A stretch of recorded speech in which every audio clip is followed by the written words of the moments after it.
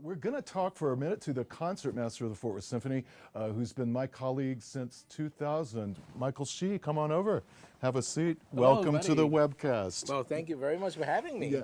Now, you've been with us since 2000, 2001? 2001, yes. Okay, so this was your 15th year? It is my 15th season. How time flies. Good. I actually started with the 2001 Cliburn competition. That was your very first? That was my first one. Your first gig? Yeah. Okay.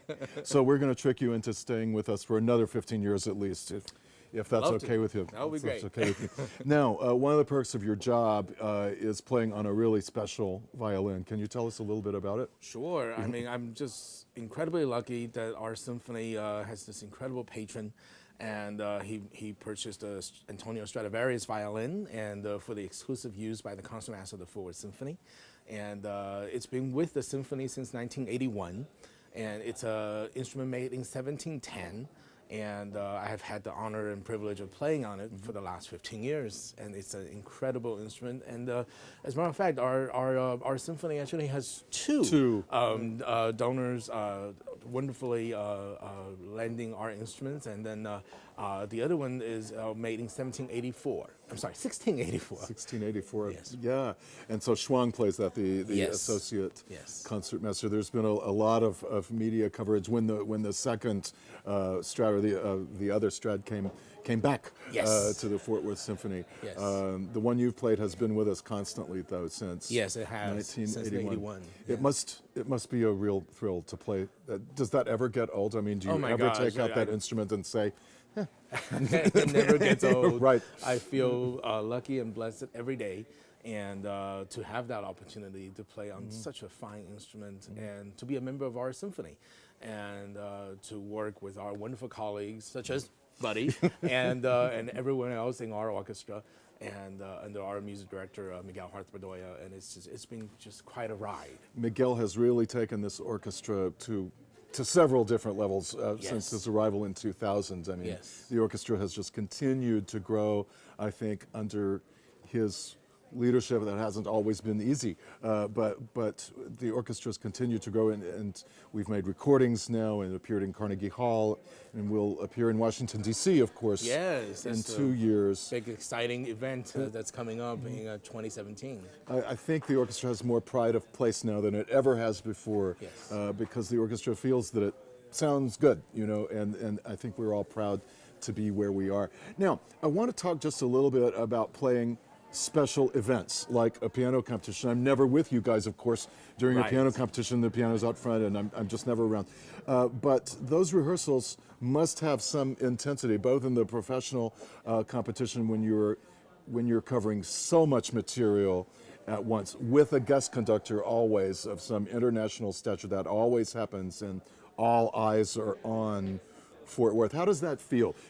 When you meet Leonard Slatkin for the first time, and you're under you're in this fishbowl of scrutiny. I mean, it really is every kind of a pressure situation, and at the same time, it allows us to excel as an orchestra, and to play under an incredible maestros such as Leonard Slatkin in the last Cliburn competition.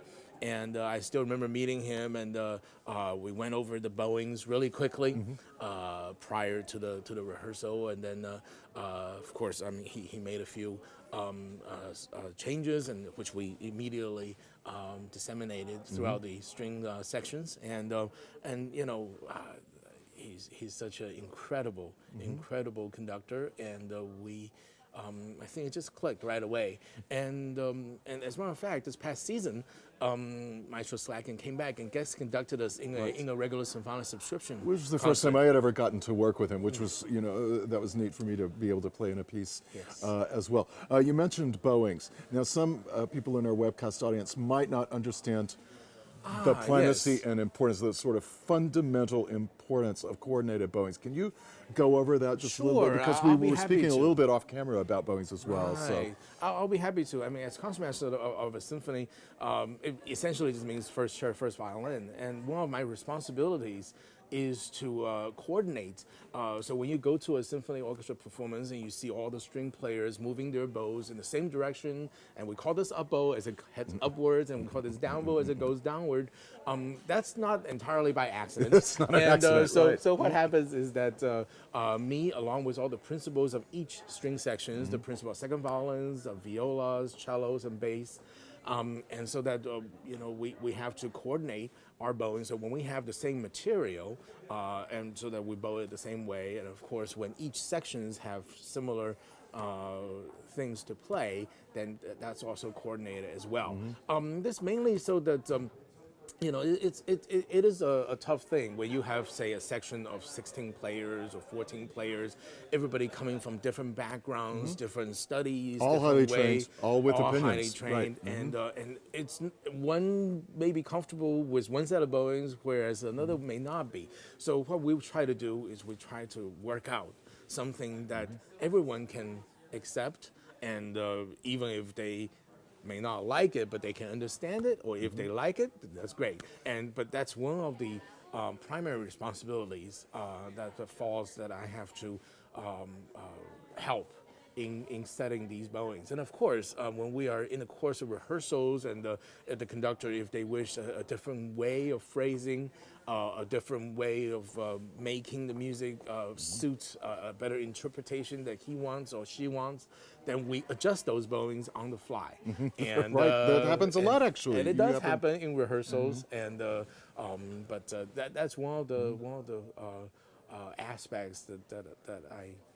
Sort of a fundamental aspect, Yes, right? yes. And so what's the sequence there? You get do you bow your part first, and then that goes around to the other string principals? That is that correct. How that works? Yes. Okay. Our librarian, our wonderful librarian in the Worth Symphony, gets me the music, and then after I'm done with it, usually about 6 to 8 weeks before any given set of a performance or rehearsal sequence, and then it gets passed around so that the music will be ready and bowed and to be distributed to the membership at large. So tell me some other aspects of your job. You have appeared as soloist many times with the orchestra over 15 years in a variety of different contexts. Yes, yes. Sometimes we trot you out, and you are the soloist in the Mendelssohn Violin Concerto, but other solo opportunities as well. Sometimes it's a 10-minute work. Sometimes it's the Bach double. It's just it could be the all Bach over the double, map, it could right? be a tango piece, and Right. I was also lucky enough that there was a commission of a violin concerto by Kevin Putz, and it was written. It was commissioned by Mr. and Mrs. Bass, and it was written for me and the symphony, and I had the wonderful opportunity of premiering it, which is available online.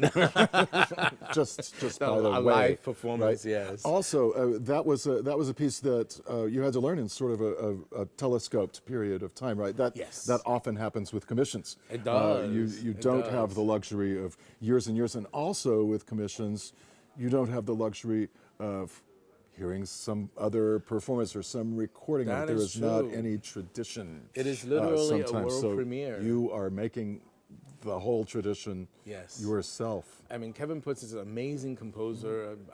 I'm sure many of our webcast audiences may know of his opera that has won the Pulitzer, and he has written a just incredible range of music, and I was just very, very happy to be able to play his violin concerto. But yes, there was a very short amount of time before the actual premiere. There was about a few months, which is I'm told that it is quite unusual, and usually it could even be shorter. But I was just incredibly lucky to premiere. And that you did a fantastic job. Ah, you're too kind. What do you do in the summers when we're not working? and- There is really only about a Yes. month when we're not. Actually, working. most of these past summers I've been spending it with family.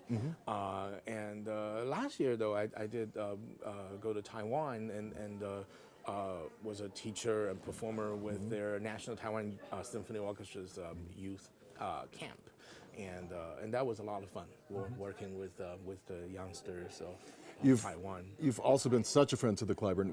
We've had you on Cliburn at the Bass. Michael Shih and Friends was a concert. Yes, which you that played played- on. Yeah, Yes, yes. but you had friends from all over the place playing Yes. on that concert with you, Yes. and tried to get as many in as possible. It was a great, great concert. Well, the Cliburn has been great to me, and I try to do the best I can for every concert I play for the Cliburn. Most recently was the last winner of the amateur competition, Christopher Shih. Oh, right. Yeah, Right. we played. Who is our watching us symphony right with, now? Oh, I might hello. as well tell you. Hi, Hi, Christopher. Chris. And last, I think it was just a month ago, Just maybe. a month ago, yes. We played the first move on the Bronx Piano Quintet together, and Christopher is such Fantastic an incredible, player, fantastic incredible pianist. pianist, and we had a great time working together. Yes.